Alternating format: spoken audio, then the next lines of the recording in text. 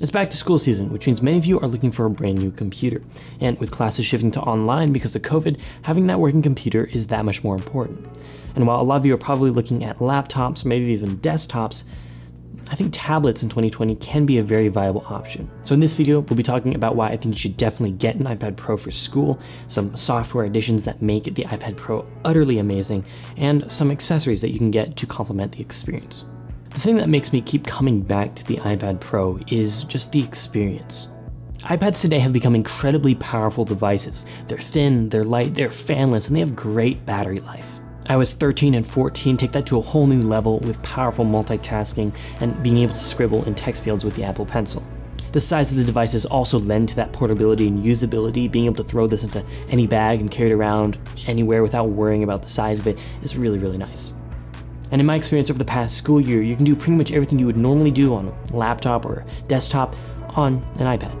And they're a lot more reliable and durable than the MacBook Pro that I've had for the past 2.5 years. Now you might have noticed how pretty this iPad looks, and yes, some of it's probably due to Apple's design and engineering, but another part is this lovely skin that we have on top of it.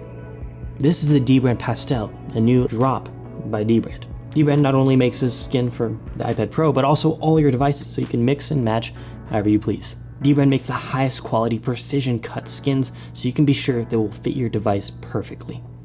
Check out the first link in the description to pick some up for yourself.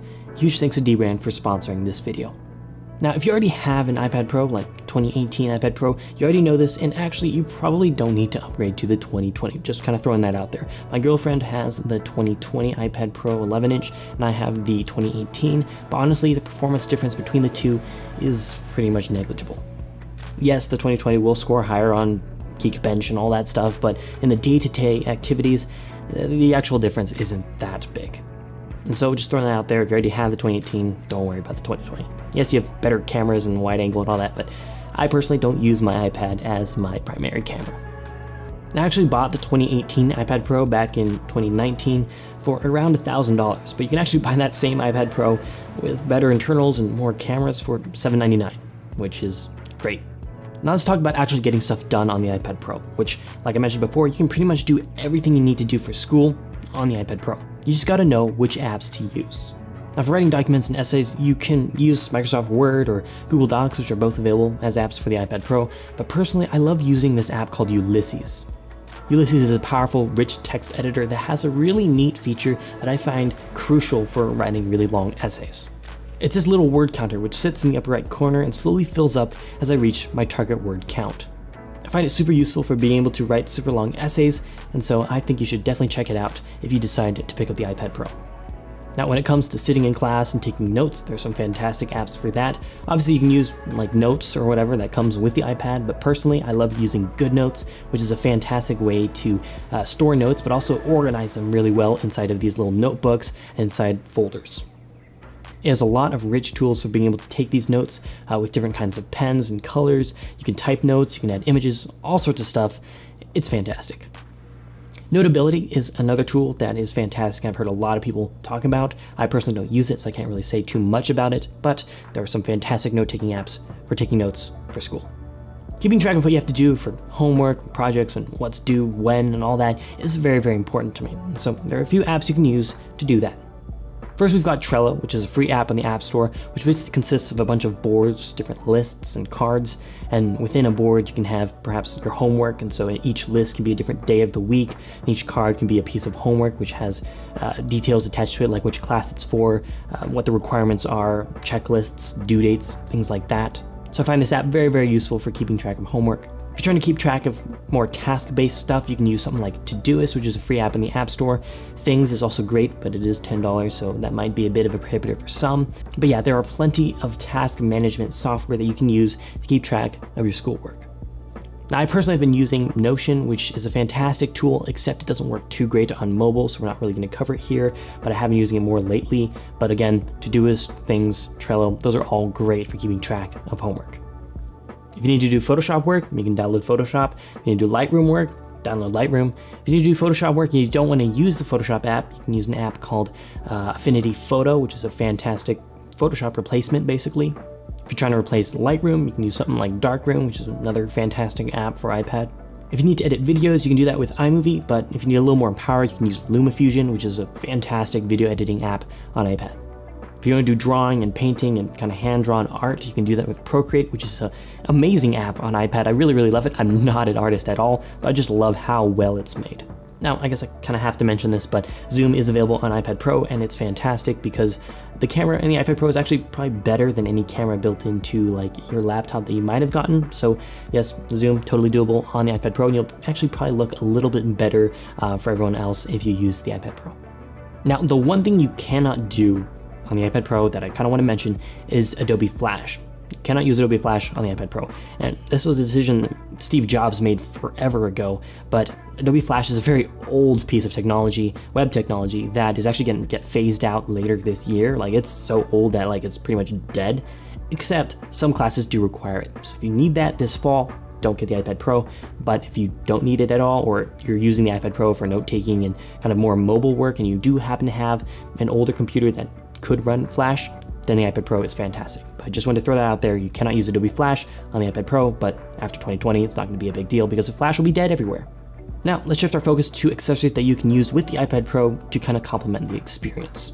Now, first up is the Magic Keyboard, which is a fantastic accessory, except it's very, very expensive at $350. So if that's completely out of your price range, don't worry, we've got a cheaper one at pretty much half the price. But the Magic Keyboard, it's really well made. It's not really a case because it doesn't really protect the edges of the iPad, but you know, it's a fantastic keyboard and a wonderful trackpad. And using a trackpad with the iPad Pro really unlocks a whole new level of productivity.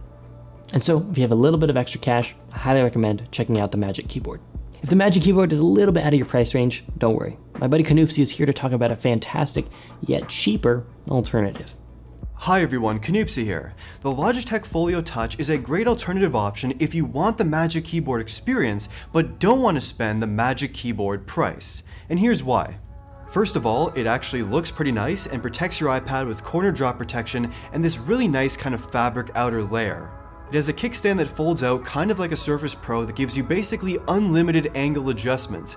It's really sick. There's a few different modes you can actually use the keyboard case in with your iPad, and you can even flip the keyboard behind the iPad as well, something you can't do with the Magic Keyboard. Great for drawing or note-taking. And of course, the most important things here are the keyboard and trackpad experiences, and they're great. The trackpad is responsive, has an excellent click. You can click pretty much anywhere except the very top of the trackpad, but that's fine. And the keyboard is an excellent tactile feel, great key travel, the keys are backlit, and also there are function keys in the very top row. Once again, something the Magic Keyboard doesn't have, and these definitely come in handy. It's also like half the price of the Magic Keyboard as well, and all of these features, all of this together for this price point, I think it's an option worth considering for your iPad Pro. So I made the very foolish mistake when filming this video to forget to mention the Apple Pencil because it's such an ingrained part of the iPad Pro and kind of that whole experience. It's not necessary, but it is definitely useful, especially when taking notes, handwritten notes, in something like GoodNotes. So obviously it's very expensive, so you may or may not want to pick one up. There's also the Logitech Crayon, which is an alternative. It's not as good as the Apple Pencil, but it still works. So I just want to throw that out there. Apple Pencil, not necessary, but definitely useful. Now, if you're looking for just a case, the Rugged Folio by Nomad is a fantastic option. I've been using it for the past few weeks. It's been great. It also allows you to prop up the iPad, which is a fantastic bonus. Like I mentioned before, using a mouse with the iPad Pro really unlocks a new level of productivity. And so here are a few mice that I've come across that are really fantastic and would work great with the iPad Pro. And also, if you don't really want to type on that virtual keyboard, if you don't want to get one of these cases with the keyboard, here are some external keyboards that you can use in conjunction with the mouse to really have a fantastic, almost desktop or laptop-like experience. And again, if you just want to make it pretty, Dbrand is a fantastic way to do so. So that's the iPad Pro and why it's a fantastic device for students in 2020. I know I love my iPad Pro for school, and I think you guys would too. Huge thanks to Canoopsy for jumping on the channel and talking about that fantastic Logitech alternative. Definitely check out his channel at the link in the description. Well, that's it. Thanks so much for watching. If you liked this video and found it useful in any way, hit that thumbs up button. If you like cinematic filmmaking, photography, product reviews, whatever, hit that subscribe button and pop that bell. Thanks, and I'll see y'all later.